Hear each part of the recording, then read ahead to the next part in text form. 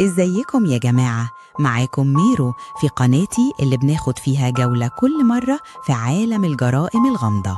قصص ساعات تحس إنها طالعة من فيلم رعب، بس صدقوني كلها حقيقية.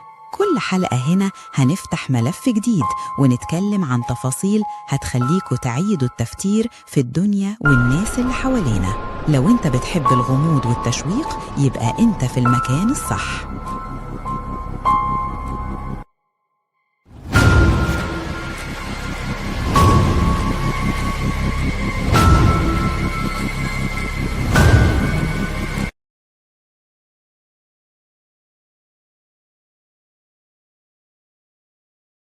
تخيل نفسك شغال في محل 7-Eleven في مدينة بونتا جوردا. شفت ليلي هادي، الجو ساكت والشارع برا شبه مهجور. أول ما وصلت قابلت زميلك الجديد كايل فاريشيان، شاب عنده 18 سنة لسه بادئ شغله الأول. كنتوا قاعدين تتعرفوا على بعض، تحاولوا تعدوا وقت الشفت الطويل وتهزروا شوية عشان تمر الساحات. بعد ما خلصت شغلك شوية كايل قالك روح انت وأنا هخلص وآجي وراك. انت وافقت وفضلت مستمر في شغلك. الدقايق عدت وكل حاجة عادية، لحد ما فجأة لاحظت حاجة غريبة. ريحة دخان بسيطة، صوت غير مفهوم، مش متأكد، بس الإحساس بالغريب زاد. قررت ترجع تشوفه، وفجأة المنظر اللي قدامك قلب قلبك. المحل كله مولع فيه نار، الدخان مغطي كل حاجة، والأدهى من ده كايل مش موجود. ناديته، ركضت حوالين المكان تحاول تعرف هو فين. مفيش أي أثر له. اللي كان جنبك قبل نص ساعة اختفى، اللي كان شفت عادي اتقلب في ثواني لكابوس حقيقي. كل صوت صغير حوالينك بيزود شعورك بالرعب، كل حركة للنار، كل صوت للريح، كل شيء حواليك كان بيقربك أكتر من الصدمة. والسؤال، إزاي شاب عنده 18 سنة يختفي فجأة وسط محل صغير؟ وإيه اللي حصل بالظبط قبل ما النار تكبر ويختفي كايل؟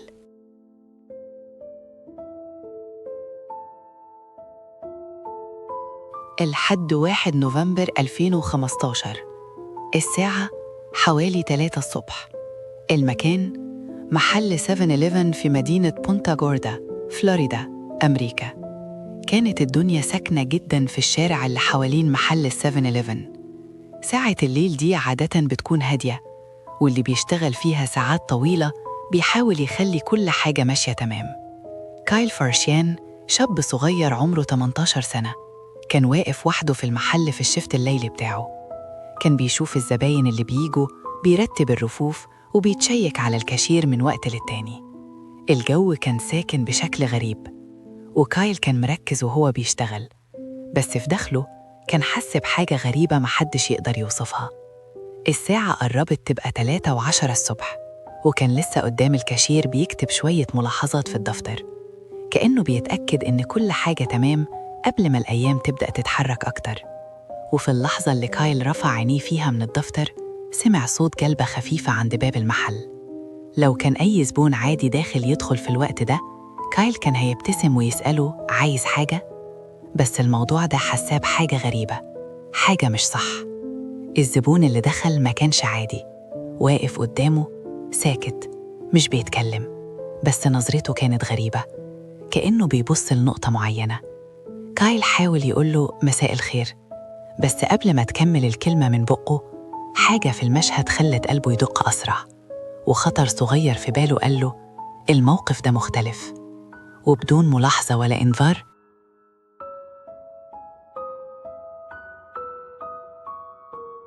بعد اللحظة الغريبة اللي خلت كايل يحس بتوتر من غير سبب واضح، الجو في المحل بدأ يهدى تاني. الساعة كانت تقريباً 3:11 صباحاً، وداخل هدوء الليل الغريب فجأة جرس باب المحل رن.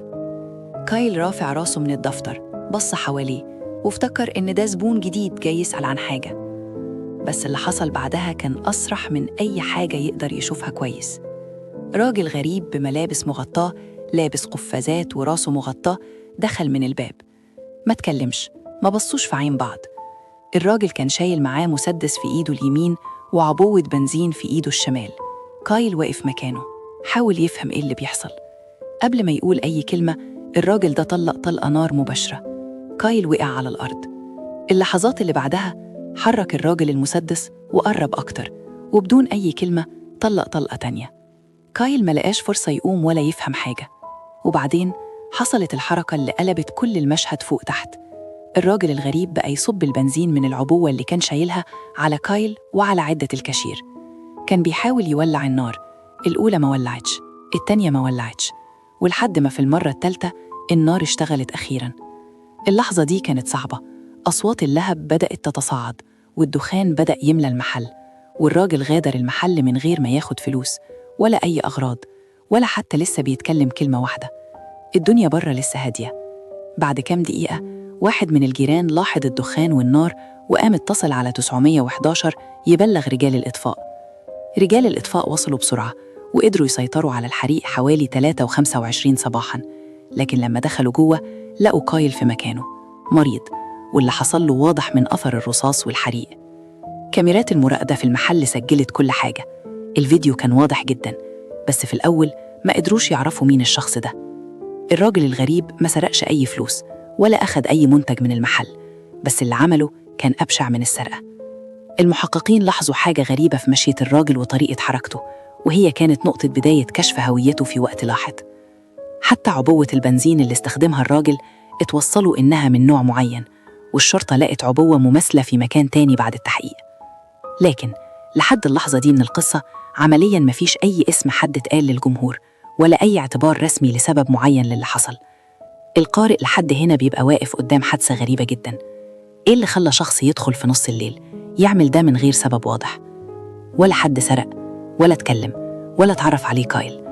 دي الأسئلة اللي خلت الشرطة مشدودة والناس كلها مستغربة. واللي هيكسر صمت اللحظة دي ويكشف تفاصيل أكتر ده اللي هنعرفه في نهاية الفيديو.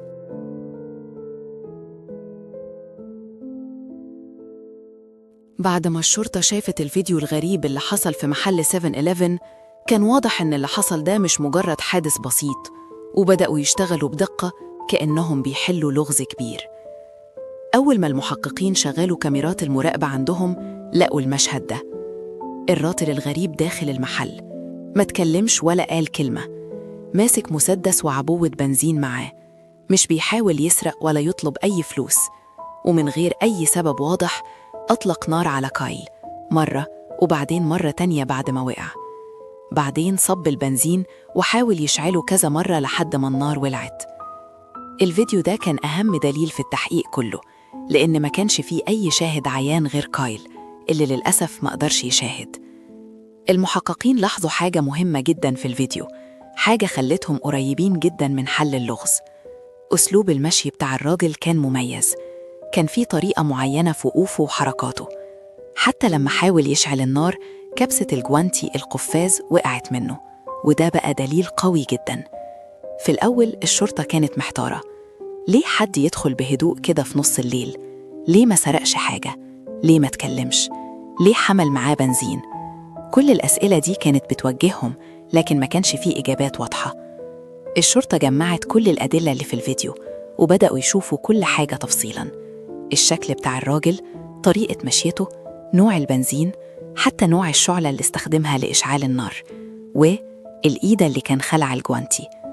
كل دليل صغير كان بيتفحص، وده خلاهم يفكروا إنهم لازم ينشروا صورة من كاميرا المراقبة للجمهور، يمكن حد يشوف الراجل ويعرفه. لما الصور اتنشرت ناس كتير بدأت تبص عليه، وفي خلال يوم واحد حد اتصل بالشرطة وقال لهم أنا أعرف الراجل اللي في الفيديو، لأنها نفس طريقة مشيته وعنده نفس البنطلون اللي باين في الفيديو. ودي كانت نقطة الانطلاق اللي خلت الشرطة تقف على راجل معين، الشخص اللي هنعرف اسمه. الراجل ده اتضح بعد التحقيقات إنه اسمه مايكل روسو، وكان ليه علاقة بالمكان قبل كده، بس مش مع كايل، مع موظف تاني قبل كده، وكان سلوكه عدائي وسيء جدا. الشرطة بعد ما عرفوا اسمه بدأوا يشتغلوا بتركيز شديد جدا. سحبوا أمر تفتيش لمنزله ولقوا عبوة بنزين شبه اللي تستخدم في الجريمة بالظبط في جراج بيته. ده مع تصوير المراقبة وخطوة الجوانتي اللي اتساب في المكان خلاهم يقفوا قدام دليل فعلي. المحققين حسوا إنهم بقى عندهم اسم ومكان، وده كان أول دليل حقيقي يقودهم للي هيحصل بعد كده.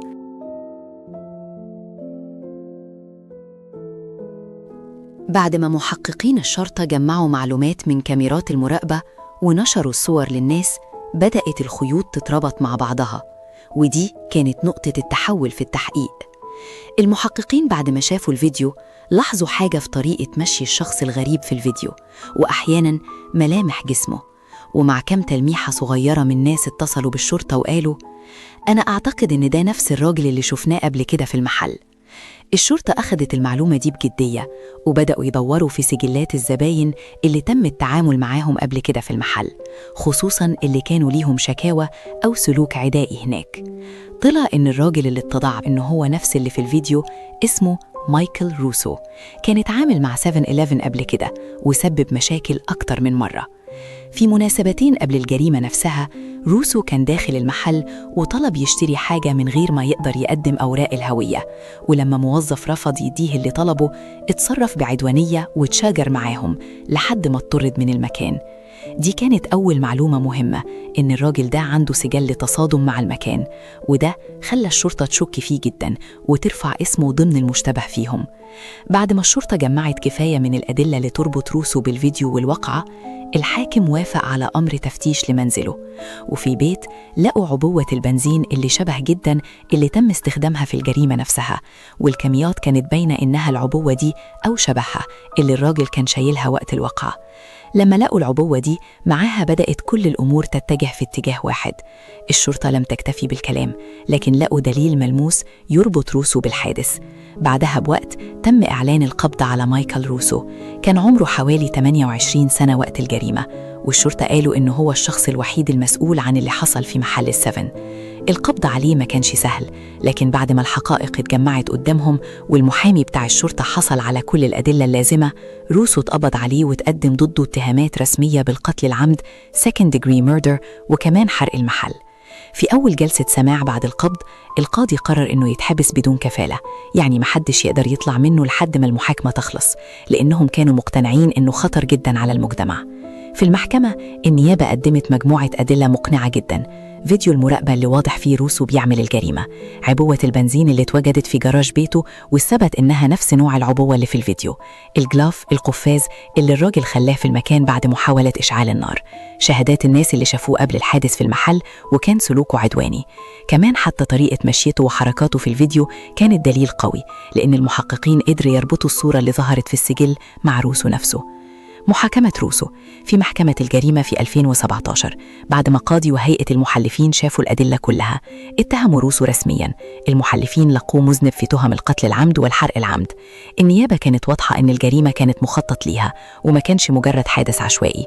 روسو ما سرقش ولا خد أي حاجة من المحل غير ولعات اللي استخدمها في إشعال الحريق بعد ما قتل كايل. المحكمة حكمت على روسو سجن مؤبد لعقوبة القتل العمد، وكمان حكموا عليه 25 ل 30 سنة إضافية لعقوبة الحرق. العقوبتين لازم يتنفذوا واحد ورا التاني، يعني مش مع بعض، ودي كانت نهاية الطريق القانوني للذي ارتكب الجريمة، الشخص المسؤول عن قتل كايل وإحراق المكان اللي اتعمل فيه.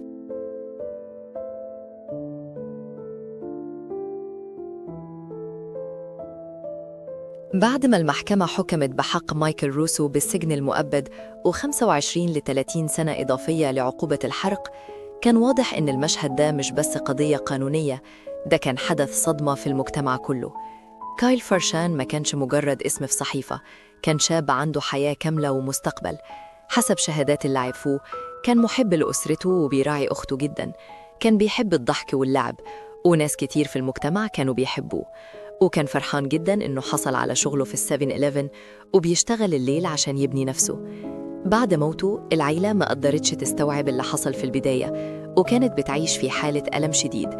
يوم الجنازة تجمع حوالي 200 شخص من الأهل والأصحاب والناس اللي كانت بتحب كايل، وده كان دليل على الزحمة الكبيرة اللي كانت حواليه وقت وفاته. في البداية العيلة كانت بتحاول تحافظ على خصوصيتها، لكن بعد شوية بدأوا يشاركوا مشاعرهم على السوشيال ميديا علشان الناس تفهم قد إيه الألم ثقيل. أحد أقارب كايل كتب إنهم بيحاولوا يتحملوا وتكون عندهم إرادة للشفاء رغم إن الجرح ما بيمسيش أبداً. الجيران وكمان المجتمع كله كانوا في حزن شديد، لأن القصة دي كانت حاجة غريبة جداً في المدينة، وناس كتير ما كانتش متعودة على جرائم العنف القاسي اللي زي كده. مدينة بونتا غوردا كانت هادية ومكانها ما شافش جريمة قتل زي دي من زمان، آخر مرة كان فيها جريمة قتل قبلها كانت من 2009 تقريباً. عشان كده الناس كلها اتصدمت. الشرطة نفسها قالت إنهم ما كانوش مستعدين لمشهد عنيف زي ده في مجتمع هادي زيهم. المحامي بتاع الشرطة قال في مؤتمر صحفي إنهم كانوا بيشتغلوا مستمرين طول الوقت عشان يلاقوا دليل، وكان عندهم إحساس إنهم قربوا يحلوا القضية من بدري، لكنهم عايزين يتأكدوا إن كل حاجة سليمة قبل القبض. وفي الوقت اللي القضية كانت بتتابع، المجتمع بدأ يجمع تبرعات لمساعدة أهل كايل على تكاليف الجنازة والمصاريف اللي اتكبدت بسبب الحادث. في فعاليات وجمع تبرعات اتعملت في أماكن مختلفة في المدينة لإحياء ذكرى كايل ودعم عائلته. أين مايكل روسو دلوقتي؟ بعد ما اتحاكم وتم إثبات الذنب في المحكمة، روسو اتعامل معاه بالقانون بشكل كامل. اتحكم عليه سجن مؤبد لعقوبة القتل العمد، واتحكم عليه كمان 25 ل 30 سنة إضافية لعقوبة الحرق العمدة. العقوبتين ما بتنضمش بعضها، يعني واحدة بتبدأ بعد الثانية. وبحسب التقارير الحديثة، روسو لسه في سجن الولاية في فلوريدا وبيكمل عقوبته هناك. لحد دلوقتي ما فيش فرصة للإفراج المشروط بارول، لأن الحكم مؤبد. في سنة 2024 كان في محاولة من دفاع روسو إنه ياخد محاكمة جديدة، نيو ترايل، بس لسه لغاية دلوقتي القضية بتتواجه في قضايا المحاكم. لو خلينا اللحظة الأخيرة للحكاية بأصالة الحقيقة بدون أي خيال، القصة دي مش مجرد جريمة، دي حياة قطعت قبل أوانها، وعيلة وأصدقاء وجدعان في مجتمع صغير اتأثروا قوي. واحد كان عنده مستقبل في عمر 18 وكان فرحان بشغله، لكن انتهت حياته بشكل مأساوي من غير سبب واضح، غير عنف صريح. الناس اللي عرفوه بيقولوا إن احنا لازم نفتكر كايل على إنه إنسان كامل، مش بس ضحية، وإن اسمه يفضل محفوظ في قلوب اللي حبوه.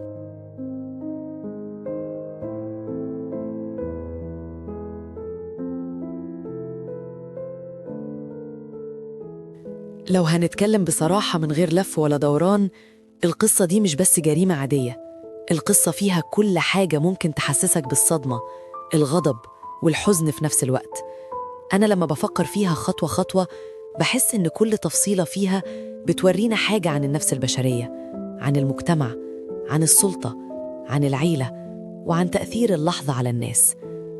كايل فرشان شاب صغير عمره 18 سنة، عنده حلم بسيط، شغال في محل 7-11 في شيفت ليلي، بيحاول يعيش حياته ويبني نفسه، مش متوقع إن أي يوم في شغله العادي ده هيكون آخر يوم في حياته.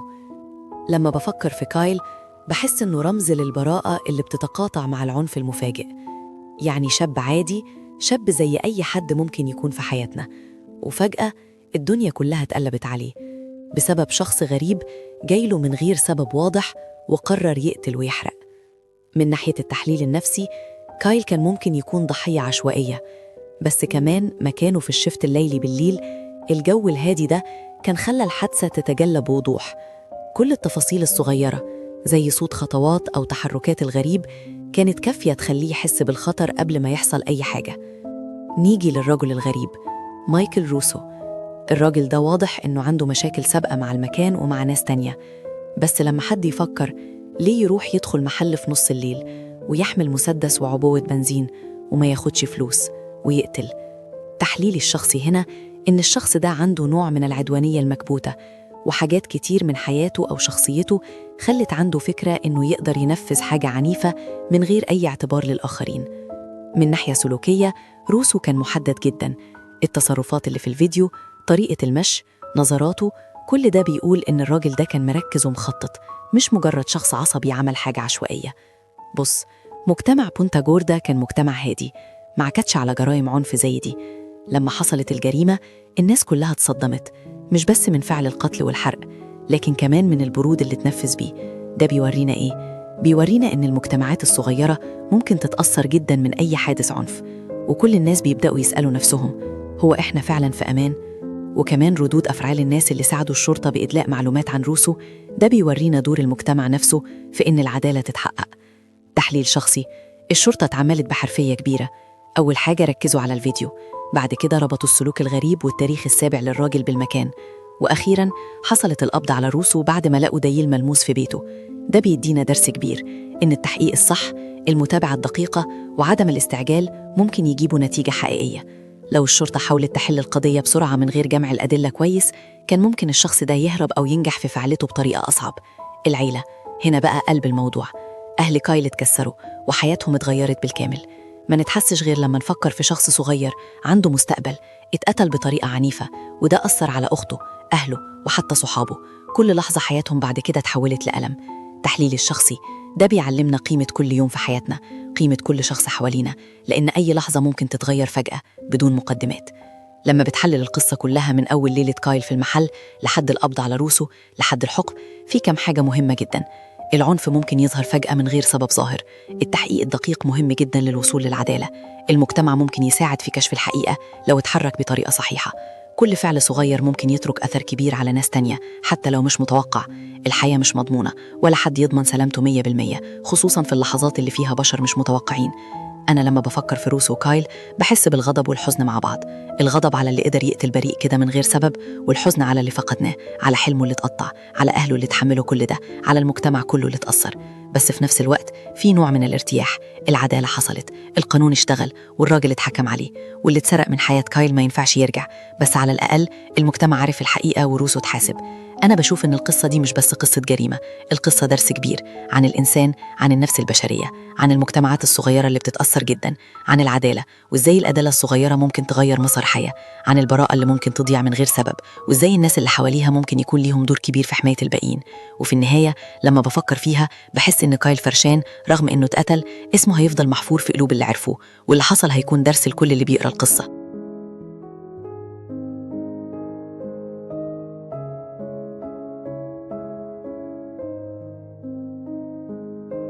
القصة دي مش بس حكاية حزينة، دي درس كبير لكل واحد فينا في الحياة.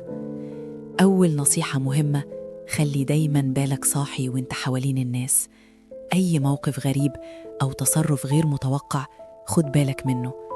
ساعات الحاجات الصغيرة هي اللي بتحميك من مخاطر كبيرة. تاني حاجة: ما تستهونش أبداً بأمانك الشخصي. يعني سواء كنت في شغل، في الشارع، أو حتى في بيتك، لازم تحافظ على نفسك وتاخد احتياطاتك. ده مش خوف، ده ذكاء وحكمة. تالت نصيحة: حافظ على علاقاتك باللي بتحبهم. القصة دي ورتنا قد إيه البراءة ممكن تضيع فجأة. فحب الناس اللي حواليك واهتم بيهم، وافتكر دايما تقول كلمة طيبة أو تعمل حاجة كويسة ليهم. رابع حاجة: العدالة موجودة، بس لازم صبرك ومجهودك يكون حقيقي. أي فعل غلط مهما كان صغير في يوم هيتحاسب عليه، وده اللي حصل مع روسو.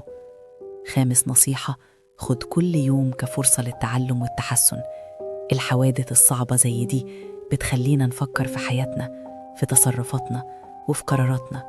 حاول تستخدم الدروس دي عشان تحسن حياتك وحياة اللي حواليك. وأخيراً، أهم حاجة: خلي قلبك قوي ووعيك دايماً حاضر. الدنيا ممكن تقلب بسرعة، بس لو انت واعي وحافظ على نفسك وعلى اللي بتحبهم هتقدر تعدي أي موقف صعب. لو حسيتوا إن القصة دي علمتكم حاجة أو خدتوا منها درس، خدوا نفس عميق، افتكروا الحاجات الإيجابية اللي ممكن تعملوها في حياتكم، وحاولوا تنقلوا الخير للناس اللي حواليكم. لو عجبكم الفيديو أو القصة دي ادعمونا بلايك وسبسكرايب عشان يوصلكم كل جديد، وكمان شاركوا القصة مع صحابكم وأهلكم عشان كلنا نتعلم وناخد عبرة. وافتكروا دايما كل يوم في حياتنا هو فرصة نعيشها صح، نحب صح، ونحافظ على اللي حوالينا.